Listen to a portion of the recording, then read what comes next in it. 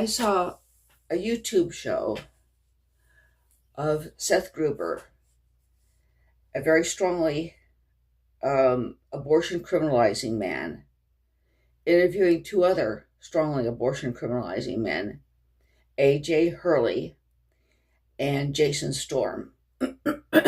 Now, one thing these abortion criminalizing men have in common, and it's becoming increasingly popular among a relatively small segment of abortion criminalizers, is that they want to arrest and prosecute women who abort or seek abortions.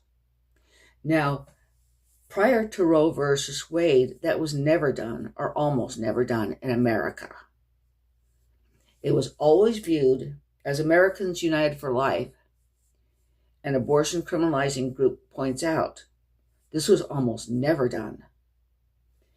Okay, it was always viewed that a woman who seeks an abortion or undergoes an abortion is a victim, that she has been in some way victimized.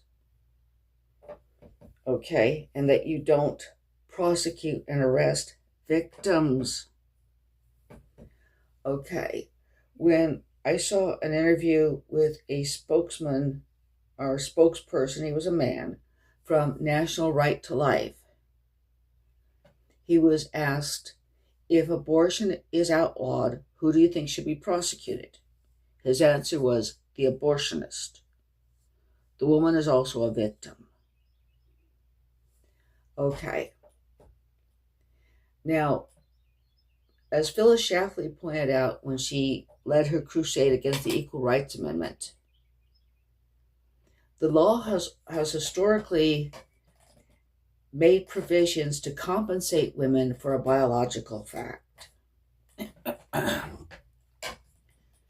The consequences of the Sex Act are borne by the female, not by the male. That is a biological truth. That is the reason why, historically, this is according to Phyllis Schlafly, and I think she is right about this. Historically, it was the obligation of the husband to financially support the family, because it was compensation for the fact that the consequences of the Sex Act were borne by the female. Now, on a more subtle level, the simple fact is, and we all know this, that usually it is the male who seeks out partnered sexual activity. I say partnered because masturbation is different from partnered sexual activity. And women masturbate, and don't necessarily bear any extra consequences from it. Another fact is that males in general are more likely to reach an orgasm through sexual intercourse than females. That also is a biological fact. Through masturbation, it could be a different story.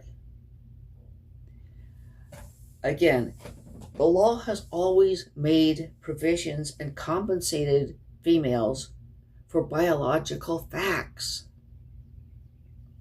Okay. But these men apparently belong to what you might call the extreme misogynistic wing of the abortion criminalization movement. Now, some people think that abortion criminalization is in and of itself misogynistic. But there is a lot of abortion criminalizers who try to reach out to women, who try to help women, who see women seeking and having abortions as victims, and who try to take a pro-woman stance. Okay, but men like Seth Gruber, A.J. Hurley, Jason Storm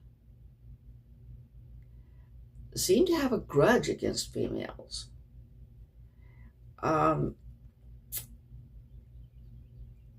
I have to admit, I went through a misogynistic period in my life, okay? I had some mommy issues. And I also had some issues with an aunt of mine. And that was basically the reason, and I had some problems with other women as well who had tended to pick on me and give me confusing signals, and that kind of led to my having special problems with women. Now, I don't know these men's histories, but it has tended to be my experience that if men are misogynistic or women are misogynistic, there tends to be mommy issues in their background.